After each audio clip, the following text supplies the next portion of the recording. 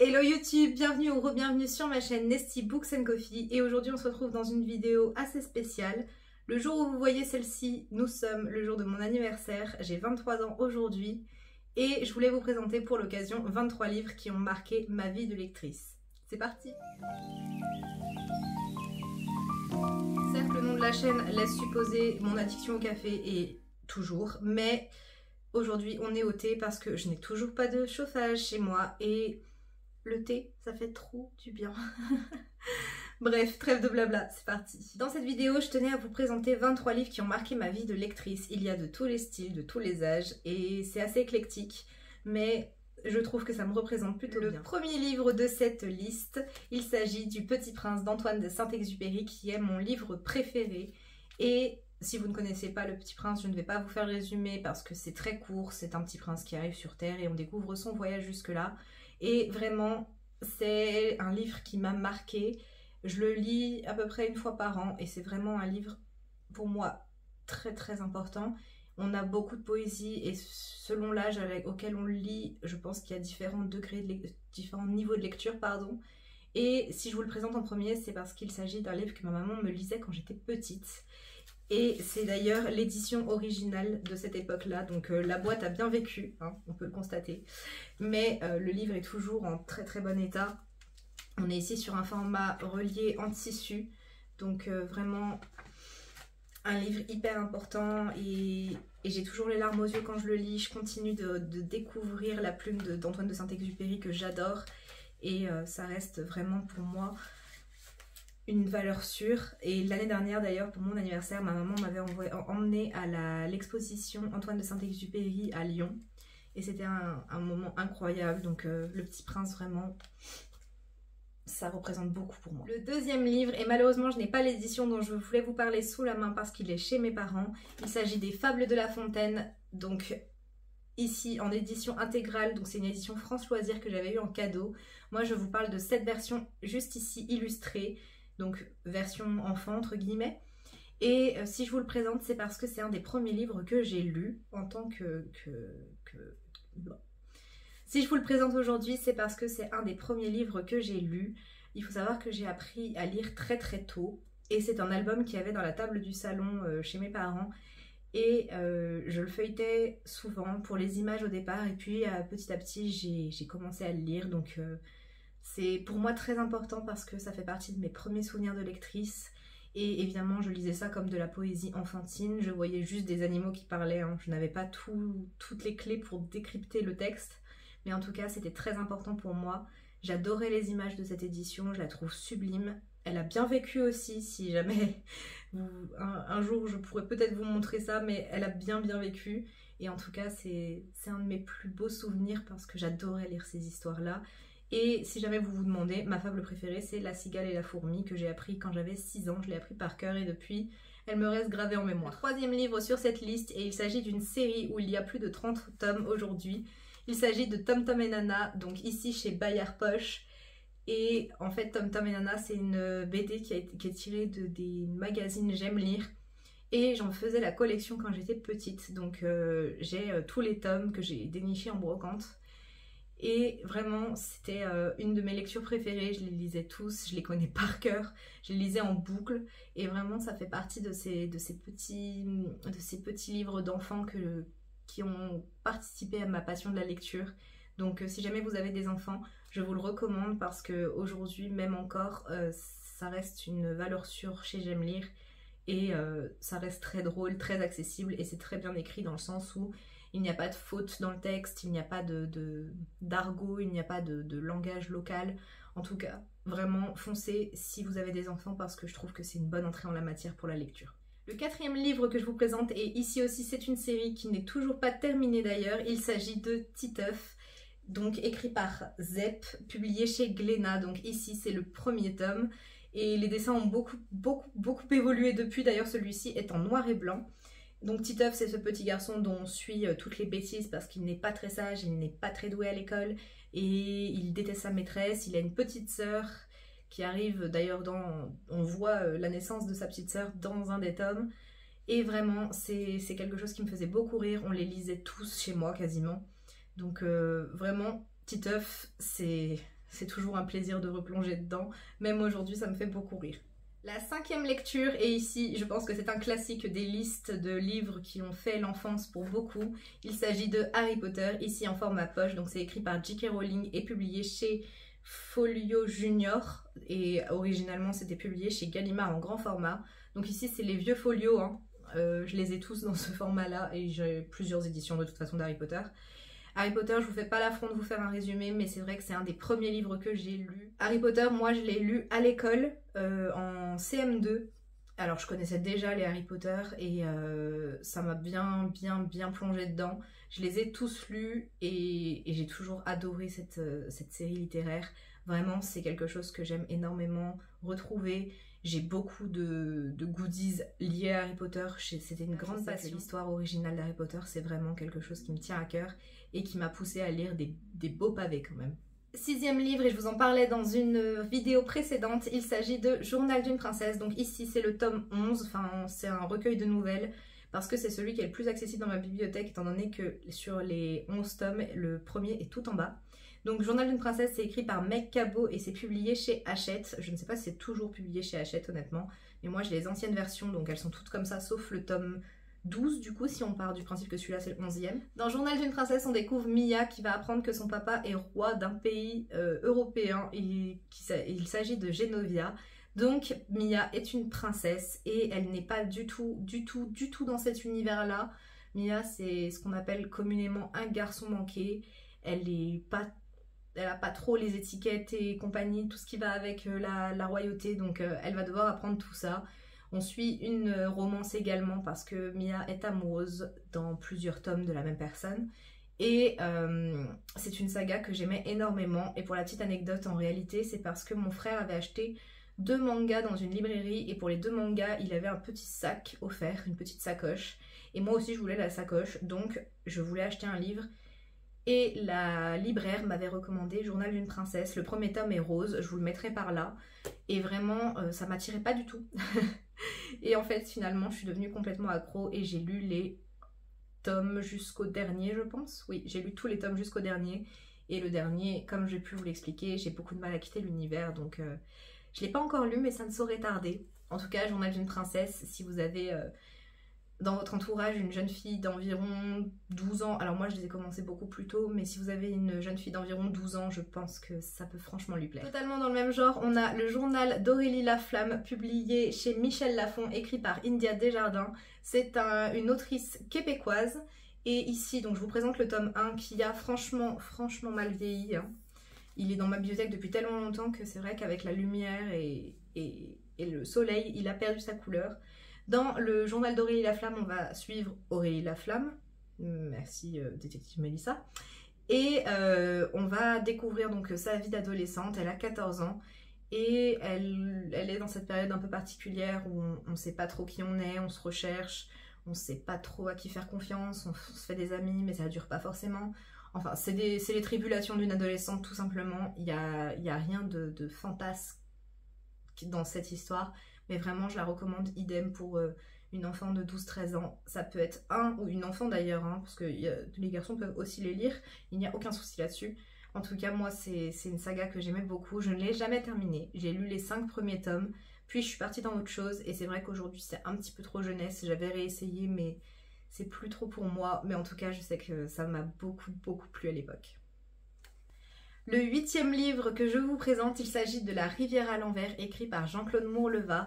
Et ici, j'ai l'édition Pocket Jeunesse, donc les vieux Pocket Jeunesse avec le côté rouge.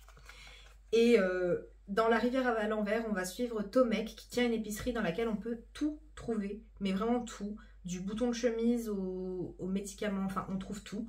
Et un jour, une jeune fille va rentrer dans sa boutique et va lui demander de l'eau de la rivière à l'envers et il n'en a pas. Et il va un petit peu tomber amoureux de cette jeune fille au premier regard et il va décider de se lancer à sa poursuite parce qu'elle est partie chercher de l'eau de la rivière à l'envers et va s'en suivre tout un périple dans un univers fantastique. Et vraiment, c'est une lecture que j'adore. Jean-Claude Mourleva, c'est un de mes auteurs préférés. Et si je vous en parle ici, c'est parce que c'est les livres que je préférais lire quand j'étais au collège. Donc je me mettais au CDI et puis je dévorais ces bouquins-là. Jean-Claude Morleva, je rêve de le rencontrer un jour parce qu'il a fait vraiment mon enfance. J'ai lu beaucoup de ses livres à partir du CE2, je dirais. J'avais lu L'Enfant Océan à cette époque-là, que j'adore aussi, mais c'est celui-là qui m'a le plus marqué. Aujourd'hui, il y a de très belles éditions qui sont sorties chez Pocket Jeunesse, je vous en mettrai une ici. Et vraiment, c'est une histoire que je recommande à n'importe qui, peu importe votre âge. Je sais que Louise de Rêve ta vie en lecteur en avait parlé dans une de ses vidéos. Elle avait plutôt bien aimé, donc comme quoi, peu importe l'âge, Jean-Claude Morleva, ça reste une valeur sûre. Je vous l'avais présenté dans un de mes premiers book hauls et je vous en parle encore aujourd'hui. Il s'agit de Mathilda de Roald Dahl, ici publié chez Gallimard Jeunesse pour l'édition du 30e anniversaire. Mathilda, pourquoi ça m'a marqué? C'est que le film était un de mes films préférés et un jour j'ai découvert le bouquin. Je l'ai lu, puis je l'ai relu, puis je l'ai re-relu et un jour je l'ai trouvé en librairie il n'y a pas si longtemps. C'est un de mes livres préférés. On va suivre Mathilda qui est passionnée de lecture, qui est, disons-le, surdouée. Et elle vit dans une famille qui ne l'accepte pas du tout, qui ne la comprend pas. Ils sont complètement dépassés par cet enfant. Et il y a un côté un peu maltraitance parce que c'est vrai que ces parents-là ne sont pas très gentils. Et c'est une histoire que j'adore. Je me reconnaissais beaucoup en Mathilda parce que j'étais une enfant aussi passionnée de livres comme elle. Et j'adorais apprendre comme elle. Donc vraiment, c'était une histoire dans laquelle je me plongeais et dans laquelle je m'identifiais énormément et je le recommande à n'importe qui autour de moi. Honnêtement, Mathilda, valeur sûre. Et de toute façon, Roald Dahl, si jamais vous connaissez pas, c'est quand même un très grand écrivain jeunesse. On lui doit Charlie et la chocolaterie, on lui doit James et la pêche géante. Donc vraiment foncez, Mathilda, très belle histoire. On revient sur mes lectures de collège grâce à mon prof documentaliste que franchement c'était un de mes profs préférés. Et je vous parle ici de Momo, Petit Prince des Bleuets de Yael Hassan, je suppose qu'on dit Hassan, qui est ici publié chez Styros en format poche. Et dans Momo, Petit Prince des Bleuets, on suit Momo qui vit dans une cité HLM et il va faire la rencontre d'un vieux monsieur avec qui il va partager énormément de choses. Et c'est une très belle histoire. Je crois que j'ai lu à peu près tous les livres de Yael Hassan et c'est d'ailleurs la première autrice avec qui j'ai pu discuter en vrai. Donc j'étais toute jeune, je devais avoir 11 ans et je suis allée à un salon du livre organisé par mon école et j'ai pu avoir une dédicace de l'autrice. Donc ça commence à dater et vraiment c'était un plaisir.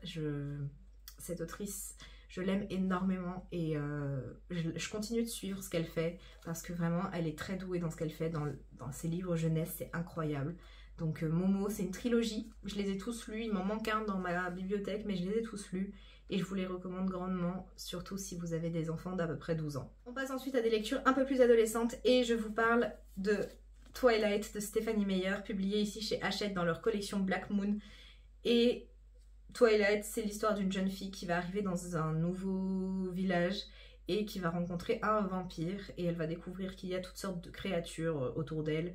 C'est une histoire qui est très connue, l'adaptation cinématographique a eu énormément de succès. Et moi, c'est des lectures que j'ai beaucoup aimées. Il me semble que j'ai lu le 1, le 3 et le 4. Donc j'ai les 4 dans ma bibliothèque, mais je crois que j'ai pas lu le 2.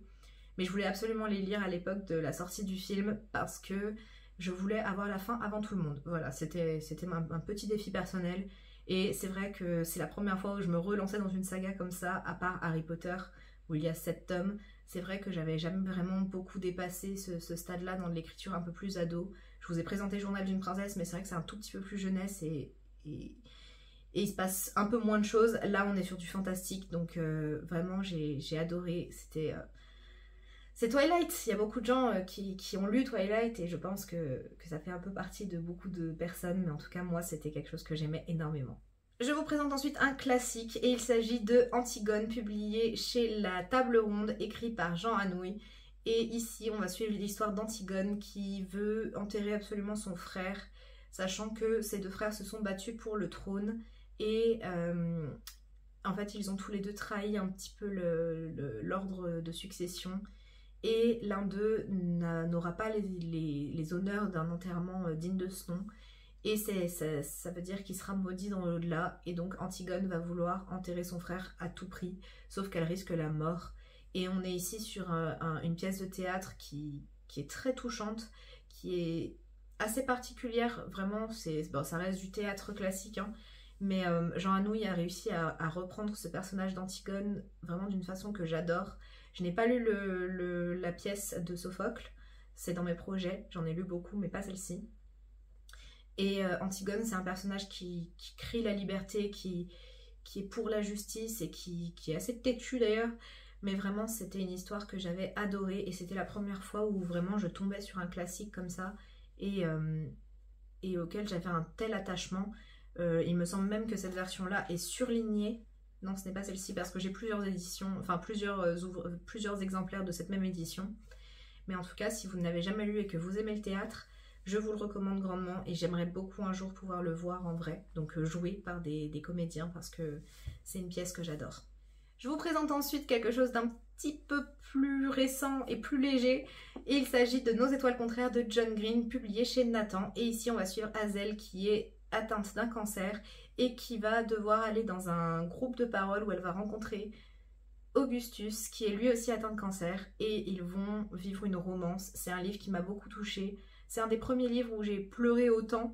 Et je me souviens avoir partagé ces moments avec ma mère parce que je crois qu'elle l'a lu aussi. Et en tout cas, on est allé voir l'adaptation ensemble et c'est un livre qui m'a fait plonger dans cette partie du young adult qui n'était pas aussi développée qu'aujourd'hui clairement, mais en tout cas je découvrais vraiment cet univers là et c'était trop bien et vraiment, et depuis John Green c'est un de mes auteurs chouchou. J'ai beaucoup aimé Will and Will et mon préféré de lui ce n'est pas Nos étoiles contraires, c'est le Théorème des Catherine. Et vraiment c'est un auteur que j'adore et il me reste encore quelques livres de lui à lire, mais je vous recommande grandement ces lectures-ci. Pour rester dans le young adult, et le même jour où j'ai acheté Les étoiles contraires, j'ai aussi acheté le premier tome de Divergente, donc publié toujours chez Nathan et écrit par Véronica Ross, qui d'ailleurs continue de sortir des livres et elle en a sorti un très récemment que j'ai hâte de me procurer. Et dans Divergente, donc c'est une dystopie, on va suivre Triss qui doit choisir sa caste entre guillemets. Et c'est un schéma dystopique assez classique, le gouvernement leur ment, ils vont devoir un petit peu se battre contre ça et c'est une histoire que j'ai adorée. Je sais que beaucoup ont préféré Hunger Games, mais moi j'ai préféré Divergente, je sais, incroyable. Mais parce que dans Divergente, on a un élément qui est pour moi hyper important, c'est la fin du tome 3. Ça a créé mon engouement pour cette série, vraiment c'est une lecture que j'ai adorée, je les ai dévorés je crois, que j'ai acheté les 3 tomes le même jour et j'ai dû les dévorer en 3 jours. C'était la première fois où je lisais aussi vite, clairement, et c'était vraiment un engouement inimaginable, donc ça m'a beaucoup marqué. C'était aussi une de mes premières dystopies, et depuis j'en ai lu plusieurs, mais vraiment celle-ci m'a beaucoup marqué. Je vous présente ensuite un de mes livres préférés de tous les temps, et il s'agit d'un livre écrit par Stephen Chbosky et c'est Le Monde de Charlie, publié chez Sarbacane. À l'origine, il a été publié sous le titre de Paracor, mais il a été réédité pour la sortie du film, un film que j'adore d'ailleurs également. Dans Le Monde de Charlie, on suit Charlie qui va arriver dans son lycée et qui va rencontrer d'autres personnes, des jeunes un peu plus âgés que lui, et il va devenir ami avec ces personnes et en fait, petit à petit, il va prendre confiance en lui, il va découvrir qui il est. Et il y a des sujets assez importants dans ce livre qui sont abordés et vraiment c'est un livre qui m'a énormément touchée. Je me suis identifiée à Charlie mais de A à Z, enfin vraiment c'était impressionnant. Ça reste un de mes livres préférés, ça reste un livre que j'ai même relu en anglais et j'ai d'ailleurs l'édition en anglais parce que c'est un livre que j'aime à la folie. Vraiment je pense que ça reste mon livre préféré avec Le Petit Prince clairement. C'est un livre qui est très touchant, qui est facile à lire par contre, dans le sens où c'est très accessible. On est sous un format épistolaire, donc Charlie écrit des lettres à un personnage dont on ignore complètement l'identité et ça n'a aucune importance d'ailleurs réellement. Mais vraiment c'est un livre que je recommande à n'importe quel adolescent parce que je pense qu'à un moment ou à un autre on s'est tous sentis un peu à part et ici c'est très bien fait. Donc foncez, si vous ne connaissez pas, foncez. Je vous ai cité Le Monde de Charlie, je vous ai cité Le Petit Prince, mon 3e livre préféré, et peut-être que vous le savez déjà, il s'agit de La Mécanique du cœur, écrit par Mathias Malzieu et ici publié chez Flammarion. Et dans La Mécanique du cœur, on va suivre un garçon qui est né le jour le plus froid de l'hiver, et de ce fait, son cœur a gelé. Il va donc être remplacé par une horloge, et on est ici dans un conte fantastique, écrit à la perfection par Mathias Malzieu. Il y a des citations dans ce livre qui sont juste incroyables. Donc on ne le voit pas, il n'y a pas de post-it sur celui-là, mais j'ai une édition poche dans laquelle j'ai carrément écrit tellement j'aime cette histoire. J'aime vraiment cette histoire de A à Z. J'adore l'écriture de Mathias Malzieu, ça reste mon auteur préféré. Et Si vous ne connaissez pas, franchement foncez parce que c'est très beau. C'est assez particulier parce qu'on est sur un réalisme magique un peu étrange, mais c'est une très belle histoire et il y a des métaphores pour beaucoup de choses. On a une double lecture qui est assez intéressante et vraiment je le recommanderais jusqu'à la fin de mes jours, je pense, parce que ça reste une pépite, comme tous les livres de Mathias Malzieu d'ailleurs. On passe sur un tout autre registre et je vous présente le premier tome d'After de Hannah Todd. Oui, j'ose vous présenter After. Alors, After, c'est l'histoire de Tessa, j'avais oublié son nom, la pauvre, Tessa qui va rentrer à l'université et elle qui a toujours eu une vie assez posée, assez rangée, toute tracée, elle va faire la connaissance d'un garçon dans cette université et une relation va s'instaurer entre eux. C'est une relation qui est toxique, clairement. Je ne nie pas les problèmes de ce bouquin, clairement pas. Mais je fais cette vidéo pour vous présenter des livres qui m'ont marqué. Et ici, on est sur une de mes premières lectures New Adult. Donc vraiment sur mes premières lectures où il y a des scènes olé olé, clairement. Et j'ai partagé ces moments-là avec 2 de mes meilleures amies de l'époque. Et vraiment, on adorait lire ces histoires. C'est très addictif, ça se lit tout seul, vraiment. On n'est pas sur quelque chose de très compliqué. Et ça fait du bien. Et malgré les problèmes que ça peut poser, moi je sais que j'ai beaucoup aimé. Et je les ai gardés dans ma bibliothèque parce que justement, ils ont eu cette importance pour moi. Je pense qu'aujourd'hui, si je les relis, je vais pas aimer, hein, clairement. Mais en tout cas, ça fait partie de ces livres qui m'ont marqué. Pour vous faire oublier cet affront que c'est de présenter After de nos jours, je vous présente Les Contemplations de Victor Hugo. Oui, clairement, experte en transition. Ici, donc, on est sur un recueil de poèmes du grand Victor Hugo. Et c'est ainsi que j'ai découvert Victor Hugo. Je l'ai mis à cet endroit-là parce que ça continue de me marquer aujourd'hui. Je l'ai découvert avant, mais c'est vrai que j'ai commencé vraiment à le lire vers l'âge de 17 ans, je dirais. Et Victor Hugo, c'est un de mes auteurs classiques préférés. J'aime beaucoup son œuvre. Et je vous présente Les Contemplations parce que ça reste ce que je préfère de Victor Hugo, sa poésie. On est dans un recueil qui m'a énormément touchée. Et vraiment, c'est un recueil qui est très riche, qui est très complexe aussi. Et pourtant, je pense que c'est assez accessible pour beaucoup. On peut se reconnaître dans certaines situations, dans certaines émotions qui sont transmises par l'auteur. Et en tant que personne qui étudie les lettres, vraiment, Les Contemplations, c'était une première entrée dans le classique pour moi. Et ça me fait découvrir un monde que je ne connaissais pas. Et vraiment, je remercie Les Contemplations de Victor Hugo de tout mon cœur. En 19e, je voulais vous parler de La Différence Invisible de Juliette Dachez, ou Daché, je ne sais pas comment ça se prononce et je m'en excuse. Et on est ici sur une BD qui retrace la vie, enfin un moment de la vie de l'autrice, le moment où elle a découvert qu'elle était autiste, donc qu'elle était atteinte du syndrome d'Asperger. Et j'ai dû lire cette lecture-là dans le cadre de ma thérapie. En fait, ma psy m'avait dit, je pense que vous êtes atteinte d'autisme et que vous ne le savez pas, donc j'aimerais que vous lisiez cette BD et qu'on en reparle. Et j'ai lu cette BD et ça a été, et je m'en excuse, je suis encore très émue, ça a été une révélation pour moi. J'ai compris un peu mieux mes réactions, j'ai compris un peu mieux qui j'étais et ça a été le premier pas vers un bien-être qui est incroyable. Donc je remercie cette autrice pour vraiment tout ce qu'elle a fait parce que cette BD est juste incroyable pour moi et elle retransmet tellement bien les émotions qu'on peut ressentir en tant que personne Asperger et vraiment je la recommande à toute personne qui veut en apprendre un peu plus ou qui est atteinte aussi d'ailleurs. Et ouais, c'était un moment très fort et c'est assez récent donc c'est pour ça que ça se retrouve dans les dernières positions. La lecture suivante, il s'agit de L'année de grâce de Kim Lee-Jet et ici j'ai l'édition Françoisière donc je ne sais plus la maison d'édition originale. On va suivre ici un personnage qui doit partir pour son année de grâce et l'année de grâce c'est une année à 16 ans. On part pour être complètement mise à l'écart du village où elle vit et non. Dans l'année de grâce, on va suivre un personnage qui part pour donc son année de grâce, c'est à l'aube de ses 16 ans. Elle doit partir et elle va être mise à l'écart avec un autre groupe de filles de son âge parce que on dit dans son village qu'à 16 ans, les femmes développent de la magie et qu'elles doivent s'en débarrasser et que c'est la seule solution pour s'en débarrasser. Et ici, on est sur un récit assez féministe, assez fort. J'ai beaucoup aimé le dénouement. Mais si je vous en parle aujourd'hui, ce n'est pas particulièrement parce que c'est un de mes livres préférés, mais parce que on est ici sur une histoire que j'ai lue en une journée, à une époque où je ne lisais plus du tout. J'avais plus le temps, honnêtement, c'était à mon entrée à la fac, Donc vraiment c'était compliqué, j'avais très peu de temps, je prenais pas vraiment le temps de lire et encore moins du young adult alors que j'adorais ça, mais j'étais sur des lectures plutôt scolaires et ça m'a relancée, clairement ça m'a relancée et j'ai vraiment adoré replonger dans la lecture de cette façon-là. Je recommande quand même ce livre parce que je trouve qu'il a des qualités indéniables, mais si je vous le présente c'est vraiment parce qu'il m'a remis les pieds dans la lecture et aujourd'hui j'en serais peut-être pas là si je n'avais pas lu ce bouquin-là.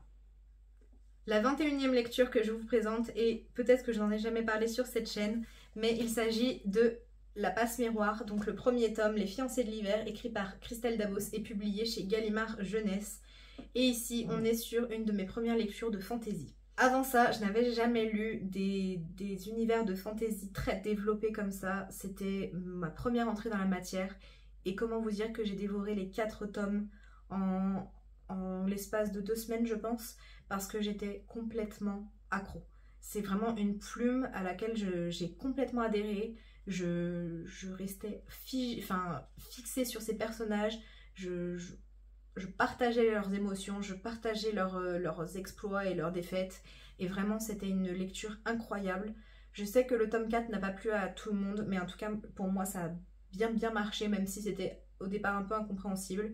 Mais vraiment, c'est une saga que je vous recommande à 1000%. Je sais que le tome 2 est un des préférés de tout le monde et je suis d'accord, clairement, le tome 2 est très bon, mais vraiment la saga en elle-même est d'une qualité folle et foncez si vous ne connaissez pas et j'ai hâte de voir ce que Christelle Dabos va faire ensuite. L'avant-dernier livre de cette vidéo, il s'agit de La part de l'autre d'Eric Emmanuel Schmitt. Si vous ne connaissez pas Eric Emmanuel Schmitt, je vous conseille de vous pencher sur ses écrits parce que c'est très intéressant.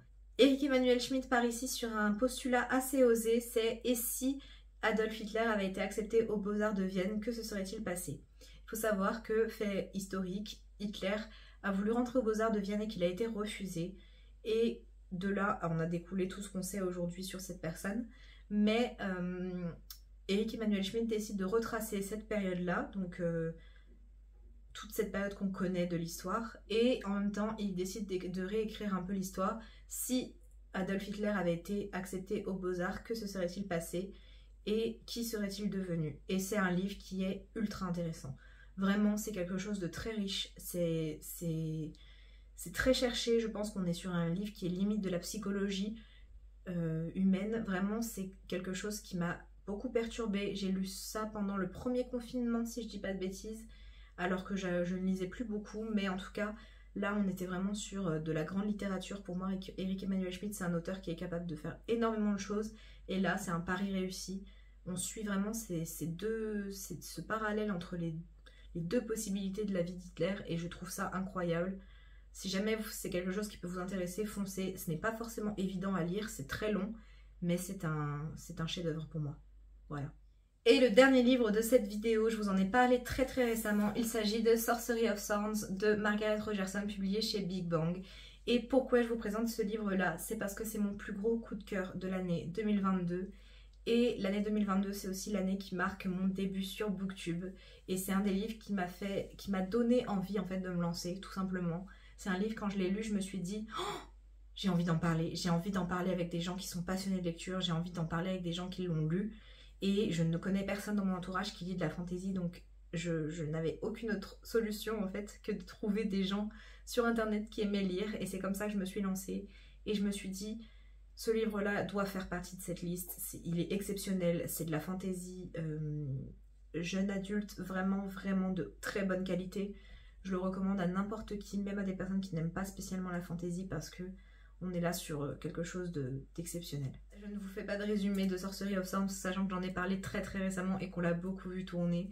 Mais en tout cas, si vous voulez voir ça, n'hésitez pas à regarder ma précédente vidéo ou à chercher sur différents réseaux, parce que c'est un livre qui est vraiment très cool. Et voilà YouTube, c'en est tout pour ces 23 livres qui ont marqué ma vie de lectrice. C'est vraiment quelque chose que j'ai beaucoup aimé tourner. C'était très agréable de se replonger dans tous ces souvenirs et j'espère faire de nouvelles découvertes livresques qui me marqueront tout autant durant les prochaines années. Je vous remercie encore pour le soutien que vous avez apporté à mes dernières vidéos et pour tout l'amour que vous m'envoyez, c'est incroyable. Si vous avez aimé cette vidéo, n'hésitez pas à liker, à vous abonner et à me laisser un petit commentaire. Moi, je vous dis à très bientôt pour une prochaine vidéo. Surtout, prenez soin de vous. Bye! You know.